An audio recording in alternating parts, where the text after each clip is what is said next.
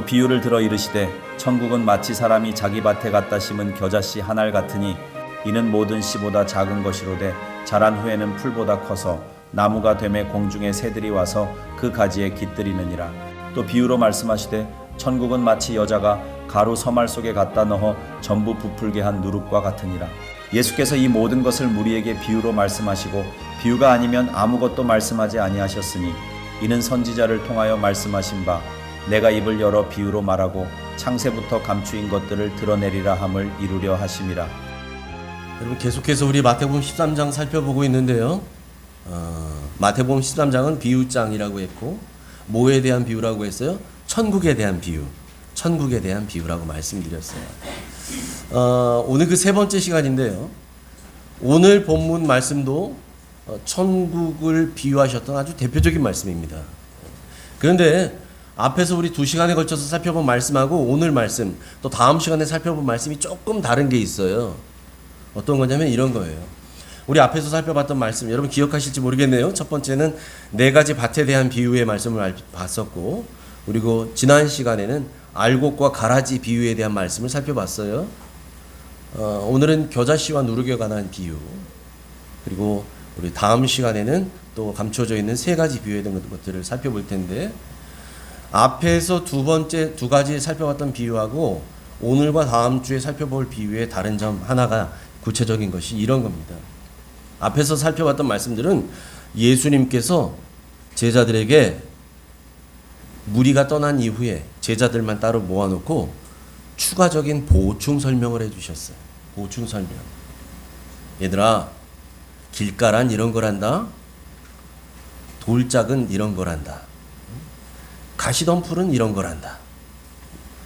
세상의 염려와 재리의 유혹이 가로막아서 잘하지 못하는 거란다. 이런 걸 자세히 설명해 주셨잖아요. 우리 지난주에 살펴봤었던 알곡과 가라지. 사람이 주인이 밭에다가 곡식을 뿌려놨는데 밤에 다 잘 때 원수가 와서 뿌렸다는 거죠. 가라지를 뿌린 자는 원수다. 그 밭에 곡식을 뿌린 자는 인자요. 이런 설명을 쭉 해주셨잖아요. 그런데 오늘 말씀, 다음 주에 보는 말씀은 그런 설명 없어요. 부가 설명이 없다는 얘기예요. 이 말은 뭘까요?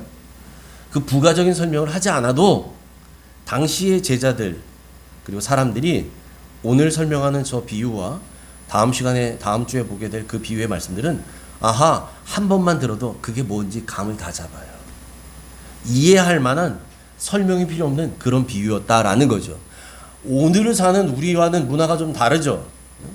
2000년 전에 이 가나안 땅, 팔레스타인, 이스라엘 땅의 문화는 우리와 다르잖아요. 근데 그들 문화에서는 그게 충분히 이해될 만한 그런 비유였다라는 거예요. 자, 그렇다는 것을 염두에 두고서 오늘 예수님의 천국 비유 세 번째 시간 마태복음 13장에 나와 있는 겨자씨와 누룩에 관한 이야기들을 우리 살펴보도록 할 겁니다. 자, 먼저 시작되는 31절, 32절 말씀을 살펴봅니다. 같이 읽습니다. 시작. 또 비유를 들어 이르시되 천국은 마치 사람이 자기 밭에 갖다 심은 겨자씨 한 알 같으니 이는 모든 씨보다 작은 것이로되 자란 후에는 풀보다 커서 나무가 되매 공중의 새들이 와서 그 가지에 깃들이느니라. 아멘. 아멘.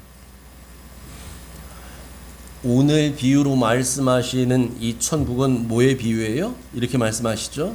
마치 사람이 자기 밭에 갖다 심은 겨자씨 한 알과 같다. 천국이.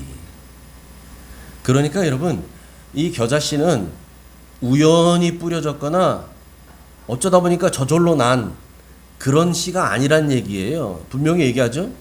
사람이 자기 밭에다가 의도적으로 계획을 가지고 갖다 심은 거예요.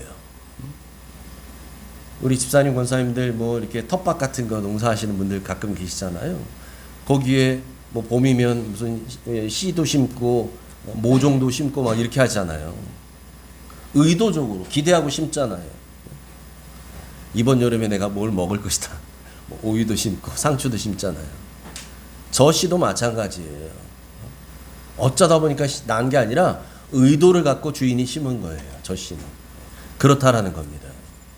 그런데 여러분, 여기서 특이한 게 있어요. 지금 예수님이 저 말씀을 하시면서 뭐에 포커스를 딱 맞추시냐면 제가 이 말씀을 다시 묵상하면서 그게 탁 들어오더라고요. 뭐냐면 저겁니다. 겨자씨 한 알이에요. 한 알. 여러분 겨자씨 자체는 워낙 작아요. 김상욱 목사님이 저에게 성지순례 다니면서 갖고 오셨던 이 겨자씨 담은 이거 비닐을 저한테 주셨는데 여러분 안 보이죠? 이거 보려면 아마 600만 벌의 사나이의 그 눈을 장착해야만 보일걸요. 잘 안 보일 거예요. 여러분 겨자씨가 아주 작습니다. 얼마나 작은지 그 왜 저기 그 밥할 때는 좁쌀이 노란 그 조 있잖아요. 좁쌀이라고 하는 거. 예. 아마 모르긴 해도 좁쌀보다 더 작은 것 같아요. 예, 이게 작아요. 아주 작습니다. 그런데 그렇지 않아도 겨자씨 자체가 작은데 이 겨자씨 하나를 주목하게 하신다는 거예요. 보세요. 천국은 마치 사람이 자기 밭에 갖다 심은 겨자씨 한 알 같으니. 한 알. 겨자씨들 같으니가 아니에요. 겨자씨 한 알이라 말씀하셔요. 한 알. 여러분 겨자씨 자체가 너무 작기 때문에 사람들은 아예 관심도 두지 않습니다. 아예 잘 보이지도 않는 걸 뭘 이런 데 관심을 둬요. 너무 작아서 존재감조차도 없다는 거예요. 겨자씨는. 그러니 사람들의 관심 밖에 있죠. 그래서 주님이 말씀하시는 겁니다. 이는 모든 씨보다 작은 것이로되. 여러 씨들이 있잖아요. 많은 씨가 있어요. 그런데 그 씨 중에서도 제일 작은 씨라는 거예요. 가장 작다는 거예요. 다시 말하면 평균에도 못 미치는 정도의 사이즈. 아주 작다는 뜻입니다. 겨자는요. 그러니 사람들이 그렇게 잘 보이지도 않는 그 겨자씨에 관심이나 갖겠어요? 관심 안 두죠. 여러분 주님이 천국을 말씀하시면서 왜 저 말씀을 하셨을까요? 겨자씨 한 알이 제 눈에 탁 들어오더라고요. 한 알. 이거 흘리면요 찾지도 못해요. 너무 작아서. 그 한 알이에요. 왜 저 말씀을 하셨을까? 우리 예수님 초림하셨을 때, 이 땅에 오셨을 때 우리 주님과 함께 세상에 임한 하나님의 나라, 그 천국, 이미 도래한 천국이 그와 같다는 거예요. 그 작은 겨자씨 한 알과 같다는 거죠. 그러니까 사람들 눈에는 한없이 작게 보여요. 힘없게 보여요. 하찮게 보여요. 하나님의 나라가 겨자씨 한 알 같으니까요. 그래서 세상은 우리 주님이 전한 천국 복음을 거부해버린 거예요. 거절합니다. 하찮거든요. 힘도 없어 보이거든요. 보잘것없어 보이거든요. 너무 작아요. 관심 없어. 그런데 그런 겨자씨 한 알 같은 여러분 그 천국 복음에는 생명을 주는 능력이 있습니다. 능력이 있어요. 세상은 무시합니다. 겨자씨 한 알 같아서 그 무시하는 그 복음이 우리에게는 가장 강력한 힘과 능력이 되는 줄 믿습니다. 비록 지금은 무시당할 만큼 작고 보잘것없어 보일지라도 나중은 창대할 줄 믿습니다. 창대할 것이. 그런데 여러분 그걸 모르는 사람, 그것을 볼 줄 모르는 사람들에게는 복음은 여전히 겨자씨 한 알만큼 아주 미약하게, 아주 하찮게 보일 뿐입니다. 그런데 믿음의 눈을 가진 사람, 믿음으로 볼 줄 아는 사람들에게는 그 복음 안에, 그 겨자씨 한 알만한 그 복음 안에 생명의 능력이 보이게 되는 줄 믿습니다. 그래서 여러분 세상 그 무엇보다도 크고 위대하신 하나님의 선물이라는 것을 알아요. 믿음으로 보는 사람은, 믿음으로 듣는 사람은, 믿음으로 쟁취하고 받는 사람은. 여러분 그래서 우리는 이미 도래한 천국을 누리면서도 영원한 천국을 소망하게 되는 줄 믿습니다. 할렐루야. 아멘. 그런데 그런 겨자씨가 심겨져서 나서 자라니까 어떻게 된다 그래요? 32절 우리 하반절 같이 읽습니다. 시작. 자란 후에는 풀보다 커서 나무가 되매 공중의 새들이 와서 그 가지에 깃들이느니라. 아멘. 제대로 보이지도 않는 요만한 그 씨 하나가요, 심겨져서 자랐더니 나무가 된다는 거예요. 나무가 된다. 근데 여러분, 저는 직접 가서 보진 않았지만 여러 자료들을 보니까 실제로 겨자씨 심어서 나잖아요. 이 나는 것이 물론 풀보다는 커집니다. 그런데 이게 어느 정도 가장 많이 성장했을 때 크잖아.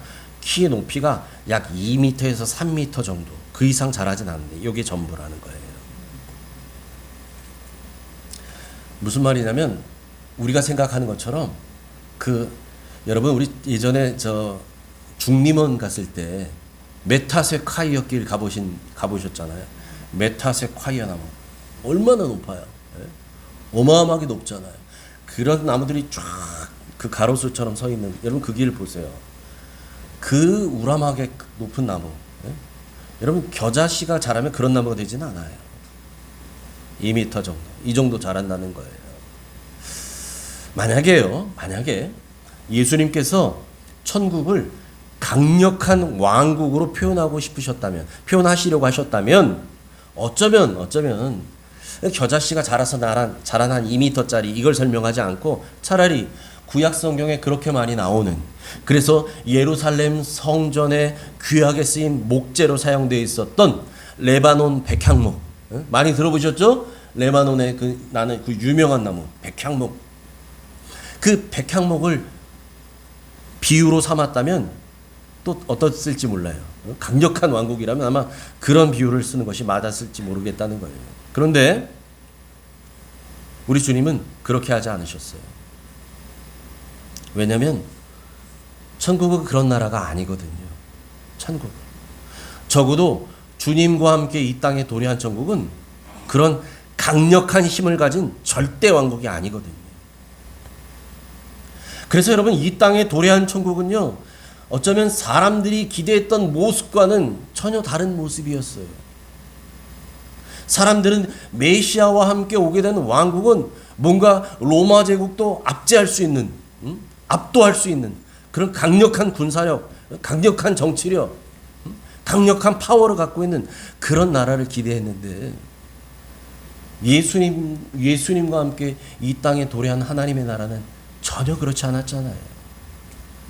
왜냐하면 그게 하나님의 방법이었거든요. 그게 예수님이 하신 방법이었거든요. 마태복음 12장 19절 20절 같이 읽습니다. 시작. 그는 다투지도 아니하며 들레지도 아니하며 아무도 길에서 그 소리를 듣지 못하리라.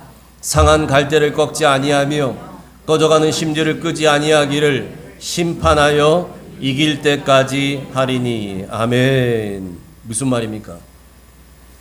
예수님이 이 땅에 오셔서 다투지 않으셨어요.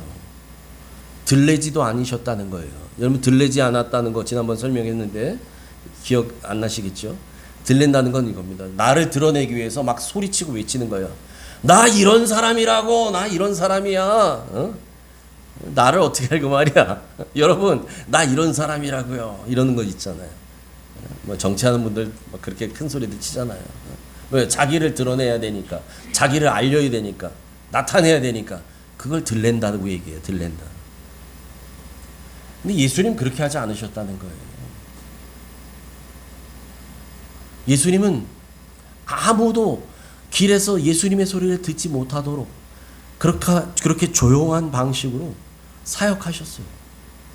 예수님은 우리가 생각하는 그런 방법이 아닌 예수님의 방법으로 다투지도 않고 들레지도 않고 조용히 아무도 모르게, 남들 모르게 그렇게 아픈 자들을 찾아다니고 찾아오는 자들을 고쳐주시고 그들에게 복음을 전하고 그렇게 하셨다는 거예요. 그게 주님의 방법이었거든요. 뿐만 아니라 우리 주님은 상한 갈대를 꺾지 아니하시고 꺼져가는 심지를 끄지 아니하시는 분이시래요. 언제까지요? 심판하여 이길 때까지, 마지막 심판의 날까지 갈대를 꺾지 않아요. 상했다고 제하지 않아요. 야, 이거 다 꺼져가네. 이 심지 놔도 뭐해? 어? 버리고 새 심지로 갈자. 아니요. 그냥 놔두셔요. 그 마지막 심판 때까지. 그런 분이라는 거예요. 여러분, 그런 주님과 함께 이 땅에 도래한 하나님의 나라도 그와 같다는 거예요. 예수님이 이 땅에 사셨던 사역 방식대로 그렇게 하나님의 나라도 조용히 확장되어 가고 조용히 성장해 간다는 거예요. 이사야 53장에서는 우리 예수님의 모습을 그렇게 표현합니다. 고운 모양도 없고 풍채도 없고 흠모할 만한 아름다운 것이 하나도 없다. 우리 주님은 그러셨어요. 고운 모양도 풍채도 흠모할 만한 어떤 아름다운 것도 하나도 없으셨던 그 주님처럼 여러분, 이 겨자씨 하나 보잘것없어요. 남들은 주목하지도 않아요. 관심도 못 받아요. 이런 겨자씨 하나 같은 하나님의 나라도 심겨지고 난 뒤에는 어떻게 돼요? 모든 새가 와서 깃들이게 되는, 온 열방이 들어오게 되는 영원한 천국으로 완성되어질 줄 믿습니다. 아멘. 이어서 우리 예수님은 천국을 누룩에 비유하십니다. 누룩 33절 같이 읽습니다. 시작. 또 비유로 말씀하시되 천국은 마치 여자가 가루 서말 속에 갖다 넣어 전부 부풀게 한 누룩과 같으니라. 아멘. 아멘. 천국은 여자가 가루 서말이 있는 그 속에다가 큰 푸대에다가 집어넣어서 전부 가루를 부풀게 한 누룩과 같아. 여러분, 가루 서말이 어느 정도일까요? 가루 서말. 요즘 잘 안 쓰는 단위잖아요. 가루 서말 오늘날 표준으로 제가 계산해서 확인해 보니까요.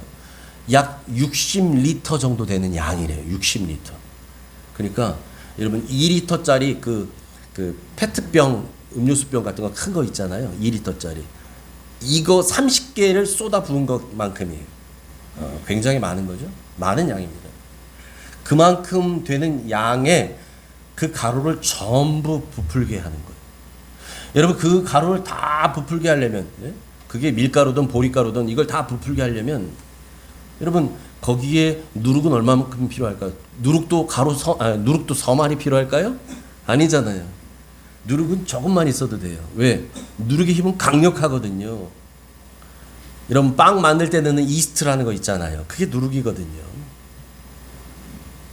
저도 어릴 때 봤지만 조금만 집어넣더라고요. 그리고 이렇게 덮어 놓으셔요. 저희 할머니가. 몇 시간 뒤에 이제 뚜껑 열어보면 이게 이렇게 부풀러 있어요. 반죽이. 그렇더라고요. 아주 힘이 강력합니다. 그 누룩은 다 부풀게 해버려요. 여러분, 그 적은 양의 이 누룩이 가루 전체를 부풀게 하는 것처럼 우리 예수님이 전하신 천국 복음에는 그런 강력한 능력이 있다는 얘기예요. 강력한 능력. 그런데 여러분 우리가 여기서 한 가지 주목해야 될 게 있어요. 성경에서는, 여러분 구약 성경에서는요, 저 누룩을 부정한 것의 상징으로 사용합니다. 부정한 것, 또 전염성이 강한 악, 이런 걸로 상징을 해요.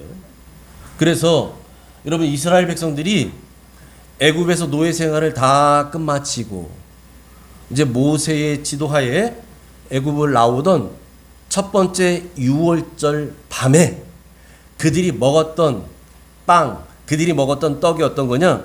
하나님은 누룩을 넣지 않은 무교병을 먹어라, 이렇게 말씀하셨어요. 누룩을 넣지 않은 떡을 먹어라. 뿐만 아니라 여러분, 레위기에 나와 있는 5대 제사, 우리 지금 계속해서 수요일마다 임상호 목사님 하고 계시는데, 여러분 5대 제사 중에서 유일하게 곡물, 예? 곡식을 가지고 하나님께 드리는 제물로 해서 드리는 것이 소제라고 하는데, 그 소제로 제물을 드릴 때는 이 소제에 절대로 넣지 말아야 될 것이 바로 저 누룩이에요. 하나님께 드리는 소제물에는 절대로 누룩을 넣으면 안 돼요. 이걸 뭐 기름에 튀겨서 드리거나 뭐 부쳐서 드리거나 불에 구워서 드리거나 형편대로 드려도 돼. 그런데 누룩은 넣으면 안 된다는 거예요. 이게 완전히 금기사항이에요.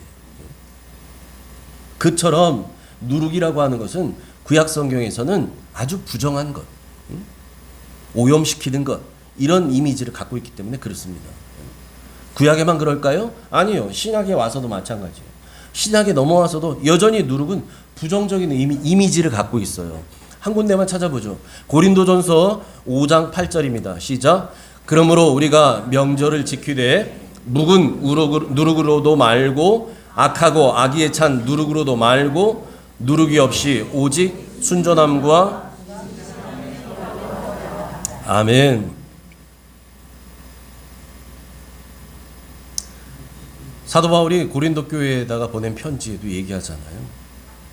명절을 지키되, 저 명절이 뭡니까? 유월절과 무교절을 말하는데, 무교절을 지킬 때 우리 그렇게 누룩을 넣지 않았다, 그 전통대로 우리도 하자는 거예요. 그것을 빗대서 표현합니다. 누룩 없이 우리는 정말 순전함과 진실함의 떡으로 하자. 허풍 떤다 그러잖아. 허풍. 예?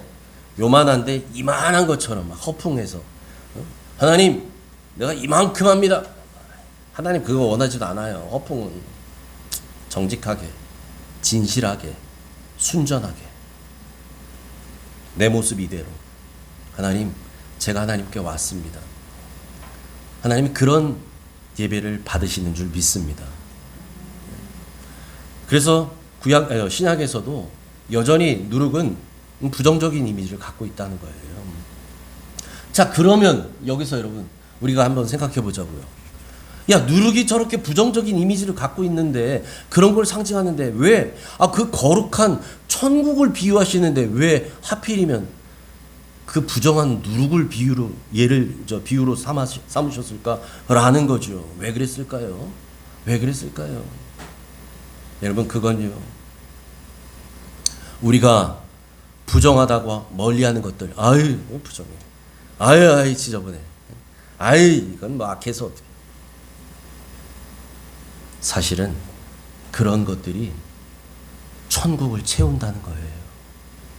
이것들이 천국을 채운다는 거예요. 대제사장들과 장로들이 들어가지 못하는 그 천국을요, 세리와 창기들이 들어간다는 겁니다. 마태복음 21장 32절입니다. 시작. 요한이 의의 도로 너희에게 왔거늘 너희는 그를 믿지 아니하였으되 세리와 창녀는 믿었으며 너희는 이것을 보고도 끝내 뉘우쳐 믿지 아니하였도다. 여러분, 마태복음 21장 저 말씀이 어디서 나온 거냐면, 나중에 집에 가서 확인해 보시면 알아요. 예수님께서 대제사장들과 장로들을 향해서 책망하셨던 내용에 있는 구절이에요. 너희라고 표현하는 것들이 그들이거든요. 대제사장과 장로들이에요. 세례 요한이 의의 도로 너희들에게 왔지만 너희는 그들을 믿지 않았지 않냐? 세례 요한이 전한 복음을 너희들이 귀 기울이지 않았지 않느냐? 너희들이 끝내 거절하지 않았느냐? 그런데 세리와 창녀들은 믿었다는 거예요. 너희들이 손가락질하고 아유 저 부정한 것들, 아유 저렇게 지저분한 것들 욕했던 세리, 창기들은 그 복음을 받아들였다는 거예요. 예수를 영접했다는 거예요. 그런데 너희는 끝까지 뉘우치지 않고 믿지 않았도다. 그 말인 즉슨 천국에 들어간다는 거예요? 못 들어가요. 누가 들어가요? 그 복음을 믿은 창기와 세리들은 들어간다는 거죠. 여러분, 그래서 세리와 창기들이 이 땅에서는 부정한 누룩과 같은 사람들일지 몰라도 하나님 나라를 대표하는 자들이 된다는 얘기입니다. 그래서 예수님은 저들하고 함께 식사하셨잖아요. 함께 교제하셨다니까요. 유대인들에 있어서는 금기시되어 있던 이방인들, 죄인들, 그들하고 함께 식사하셔요. 그들과 친구가 되어 주신 거예요. 예수님은요. 여러분, 천국은 이런 역설의 논리가 적용되는 곳입니다. 그런 곳이 천국이에요. 십자가에 달려서 가장 힘없이 나약하게 죽어버린 하나님의 어린 양이신 예수 그리스도, 그분이 통치하는 곳이 천국입니다. 그리고 그 가장 힘없이 보였던, 가장 나약해 보였던 그 예수님을 구주로 영접한 사람들이 영광의 자리를 차지하는 곳이 천국인 줄 믿습니다.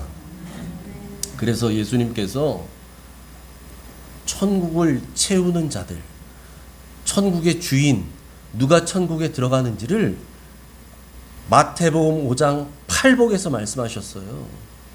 두 절만 볼게요. 마태복음 5장 3절과 10절입니다. 같이 읽습니다. 시작.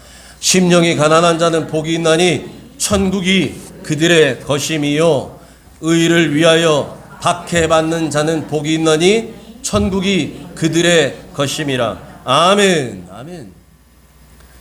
사실은 마태복음 5장에 나와 있는 모든 사람, 그 팔복에 나와 있는 그 모든, 이 땅의 기준으로 볼 때는 정말 별 볼 일 없는 그런 사람들이 사실은 전부 천국에 들어가는, 입성하는 사람들인데, 특별히 주님께서 정확하게 집어서 천국이 그들의 것이다라고 말씀하셨던 두 구절만 제가 뽑았어요.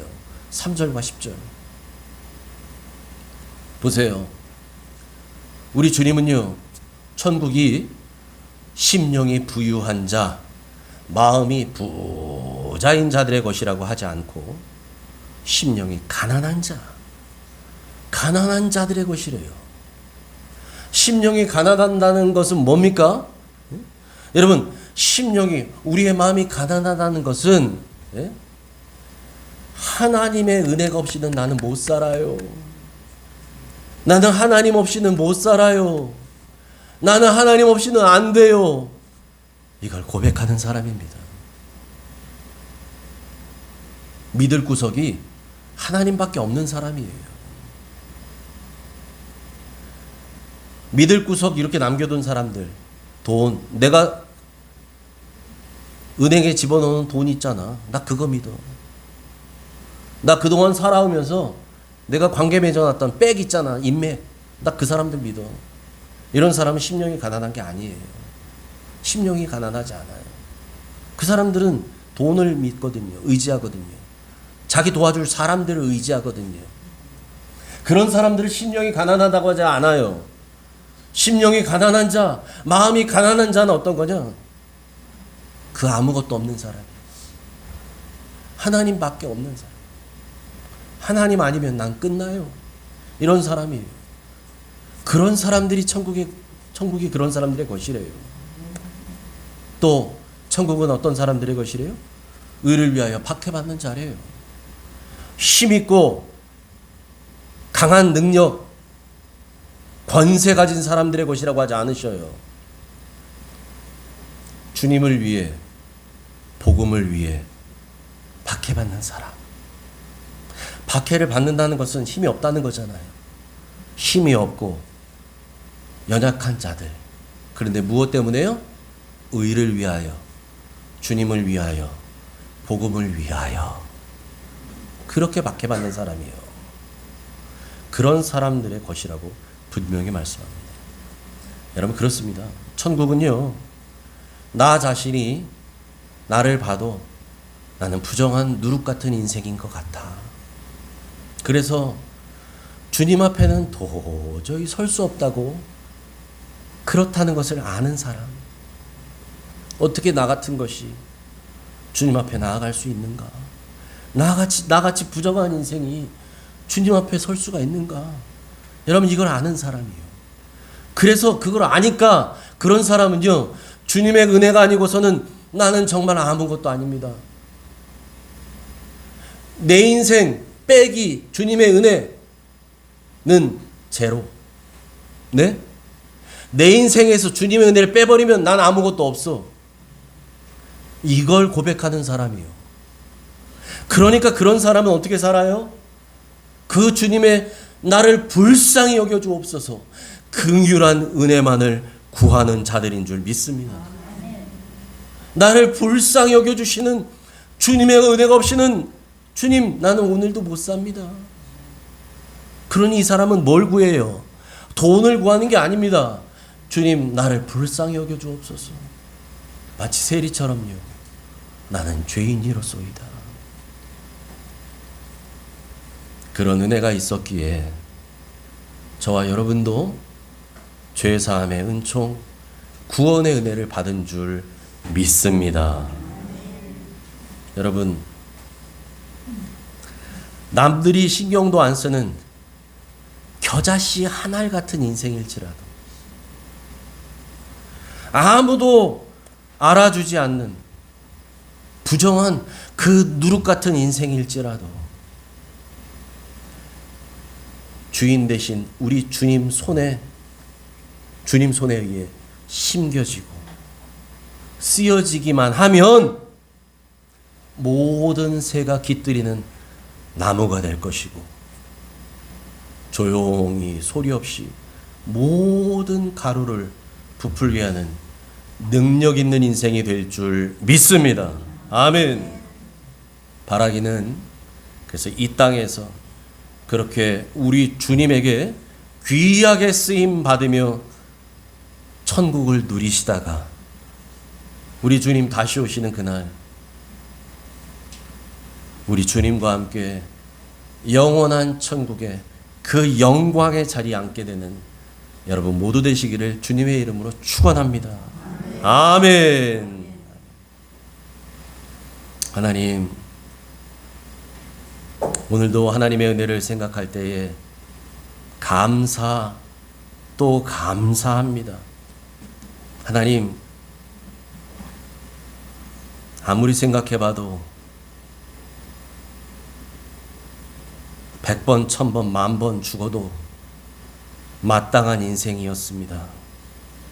그런 인생들을 우리 하나님 불쌍히 여겨주시고 긍휼한 은혜를 베풀어 주셔서 우리의 그 부정하고 더러운 누룩 같은 그 모든 죄들을 다 사하시고 그 부정한 누룩 같은 인생, 보잘것없는 겨자씨 한 알 같은 인생도 하나님께서 귀하다 여겨주시고 칭해주시고 선택하셔서 그렇게 주님 기다려주셔서 주님 사람 만들어주시고 일꾼 삼아주셔서 하늘나라 소망하며 살 수 있는 가장 큰 복을 주시니 감사합니다. 하나님, 이 은혜를 잊지 않게 하여 주옵소서. 그러므로 내가 어떠한 인생이든 어떠한 존재이든 그것 중요하지 않고 내가 누구 손에 의해 심겨지느냐, 누구 손에 의해 쓰임받느냐가 중요한 줄 믿기에 주님 손에만 붙들리는 인생 되게 하여 주옵소서. 그렇게 우리를 사용하실 주님, 이 땅에서 부족하지만 주님 주신 힘과 능력으로 사명 감당하며 천국 누리다가 우리 주님 다시 오시는 날 영원한 천국에서 그 영광의 자리에, 그 영광의 잔치에 동참하는 모든 옥정가족 되게 하여 주옵소서. 그렇게 우리를 사용하실 예수님 이름으로 감사하며 기도하옵나이다. 아멘.